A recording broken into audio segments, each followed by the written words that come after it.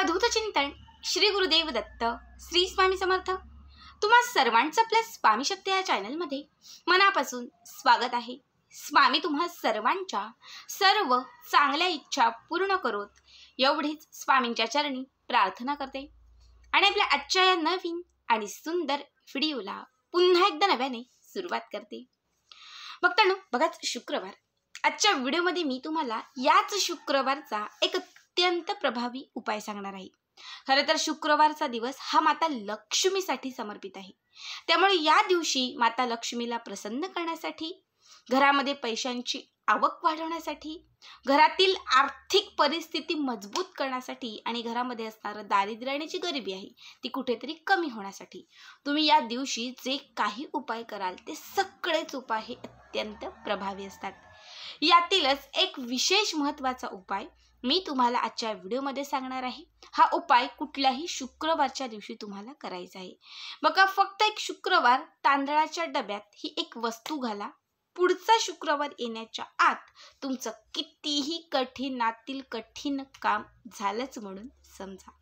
हा उपाय घरातील दारिद्र्य संपवण्यासाठी, घरातील गरिबी हटवण्यासाठी, आपल्या घरामध्ये आर्थिक परिस्थिती जी काही आहे आपल्या घरातील आर्थिक परिस्थिती सुधारवण्यासाठी आणि पैशांचा ओघ आपल्या घराकडे वाढवण्यासाठी अत्यंत महत्त्वाचा आहे। तसंच जर तुमचे कुठे पैसे अडकलेले असतील, तुम्ही एखाद्या व्यक्तीला पैसे गरज म्हणून गरजवंतांना तुम्ही जर कधी दिले असतील आणि ती समोरून व्यक्ती जर आता पैसे परत देत नसेल, तर ते पैसे पुन्हा परत मिळण्यासाठी, तुमचे अडकलेले कुठेही पैसे असतील तर ते पैसे पुन्हा तुमच्या मार्गाने परत येण्यासाठी, किंवा तुम्ही एखाद्या व्यक्तीचं काम केलंय पण पैसा अडकलेला आहे तो पैसा परत येण्यासाठी तुम्ही हा उपाय करू शकता। पैशा संदर्भातील कुठलीही अडचण असेल तर ती अडचण सोडवण्यासाठी या उपायाचा तुम्हाला असंख्य पटीने लाभ होईल।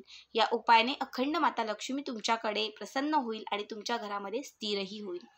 बघा, आपल्याला हा उपाय शुक्रवारच्या दिवशी सायंकाळी म्हणजे 6 ते 7 या दरम्यान करायचा आहे, कारण ही जी वेळ आहे ही आर्थिक परिस्थिती सुधारवणारी किंवा ही वेळ लक्ष्मी प्राप्तीची, साक्षात लक्ष्मी आपल्या घरात येण्याची वेळ असते। त्यामुळे जेव्हा लक्ष्मीप्रिय उपाय करत असतो, आर्थिक बाबतीत सुधारवणारे काही उपाय आणि सेवा करत असतो, तर ते आपण 6 ते 7च्याच दरम्यान करत असतो। याच्यासाठी सगळ्यात पहिली गोष्ट तुम्हाला लागणार आहे ती म्हणजे एक चांदीचा सिक्का। चांदीचा सिक्का नसेल तुमच्याकडे, बघा चांदीचा माता लक्ष्मीचा सिक्का असतो तो लागणार आहे। समजा नसेल तर 1 रुपयाचं एक कोरं करकरीत नाणं घेतलं तरीही चालेल। सगळ्यात अगोदर आपल्या देवघराच्या बाजूला एक चौरंग किंवा पाट ठेवायचा आहे, त्याच्यावरती एक वस्त्र अंथरायचं आहे आणि तिथे एक तुम्हाला तेलाचा किंवा तुपाचा दिवा लावायचा आहे।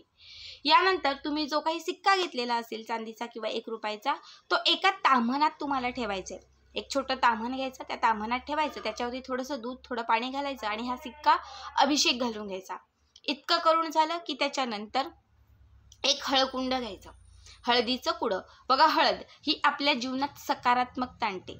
हळद ही लक्ष्मीला प्रसन्न करते, कारण भगवान श्रीहरी विष्णू आणि माता लक्ष्मी या दोघांनाही एकंदरीत हळद ही अत्यंत प्रिय समजली जाते। म्हणून हळदीचं एक छोटंसं कुडं, एक छोटासा तुकडा घ्यायचा आहे आणि तो 1 रुपयाच्या त्या सिक्क्यावरती ठेवायचा आहे।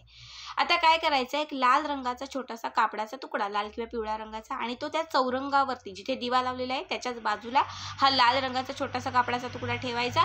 त्याच्यावरती हा 1 रुपयाचा सिक्का किंवा चांदीचा सिक्का ठेवून द्यायचा आणि त्याच्यावरती हे हळदीचं कुडं ठेवून द्यायचं, ठीक आहे। त्याच्यानंतर याच्यावरती थोडंसं हळदी कुंकू अर्पण करायचं, एक फूल अर्पण करायचं, अख्ख्या असणाऱ्या ज्या अक्षदा असतात त्या अक्षदा त्याच्यावरती अर्पण करायच्या। इतकं करून झालं की त्याच्यानंतर एक छोटंसं ज्याला आपण बरणी म्हणतो, काचेची बरणी किंवा एक काचेचं असं भांडं घ्या। शक्यतो काचेचं घ्या, नसेल तर दुसरं कुठलं घ्या, फक्त स्टीलचं घेऊ नका। काचेची किंवा कुठलीही एखादी बरणी असेल तर ती बरणी तुम्हाला छोटी घ्यायची आहे आणि त्याच्यामध्ये तुम्हाला तांदूळ टाकायचे। जे घरात तुम्ही वापरता अख्खे तांदूळ असतील बासमती तर अत्यंत उत्तम, नसतील तर मग जे कुठले तांदूळ असतील ते अख्खे तांदूळ त्याच्यामध्ये भरून घ्या। फक्त थोडंसं, अगदी थोडासा स्पेस राहील इतकं तुम्हाला त्याच्यात रिकामं ठेवायचं आहे। आता ही जी बरणी आहे ही बरोबर त्या चौरंगाच्या वरती ठेवून द्यायची आहे आणि तुम्ही जे 1 रुपयाचा सिक्का आणि हळदीचं कुडं जे त्या लाल रंगाच्या फडक्यात ठेवलं होतं त्याला एक घट्ट गाठ मारायची आहे आणि त्याची एक छोटीशी पोटली तयार करायची आहे. आता काय करायचं, ज्या बरणीमध्ये तांदूळ ठेवले होते त्याच बरणीमध्ये ही छोटीशी पोटली उचलायची आणि त्या बरणीमध्ये तांदळांच्या मध्यभागी ती रोवायची. म्हणजे मध्यभागी टाकायची, वरती पुन्हा तांदूळ टाकायचे.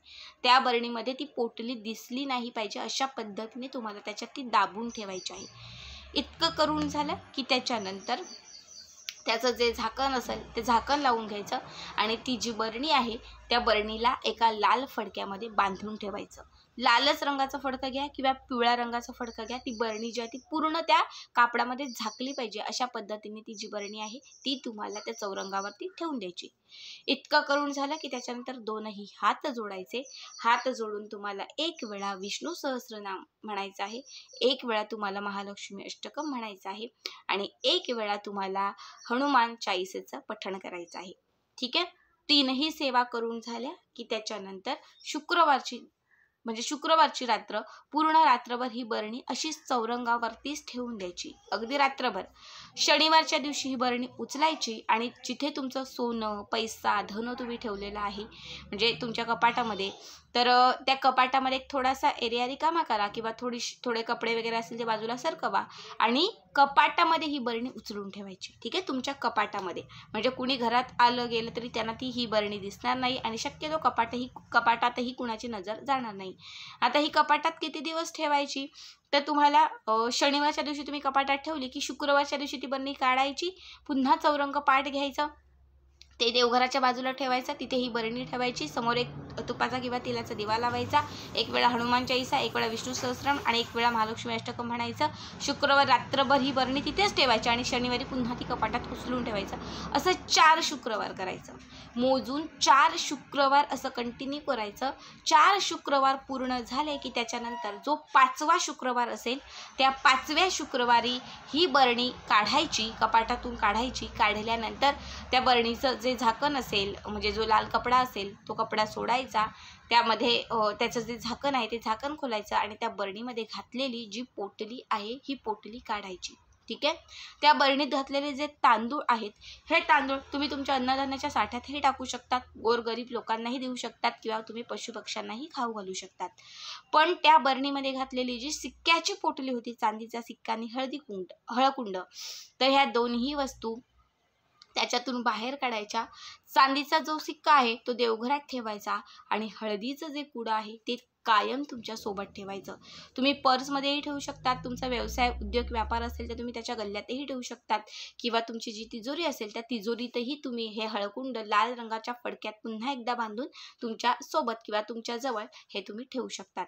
बघा, जोपर्यंत हे हळकुंड 4 शुक्रवार अभिमंत्रित केलेलं हे हळकुंड जोपर्यंत तुमच्या सोबत असेल, तुमच्या गल्ल्यात असेल, तुमच्या तिजोरीत असेल, तोपर्यंत तुमच्याकडे धन आकर्षित राहील. तुमच्याकडे सदैव माता लक्ष्मी खेचली जाईल. धनाचे सगळे प्रॉब्लेम सुटत जातील आणि तुमच्या घरामध्ये सुख, ऐश्वर्य, पैसा, धन हे सगळं भरभरून यायला लागेल. अत्यंत साधा सोपा उपाय आहे. शुक्रवारचा हा विशेष उपाय आहे. या उपायाने तुमचा शुक्रग्रहही मजबूत होईल, तुमच्या आयुष्यामध्ये भरभराटही येईल, आर्थिक प्राप्ती होईल आणि लक्ष्मी माताही सदैव प्रसन्न राहील. तर आजचा व्हिडिओ कसा वाटला कमेंट करा आणि असेच पुढचे व्हिडिओ पाहण्यासाठी चॅनलला सबस्क्राईब करा. श्री स्वामी समर्थ. जय जय स्वामी समर्थ.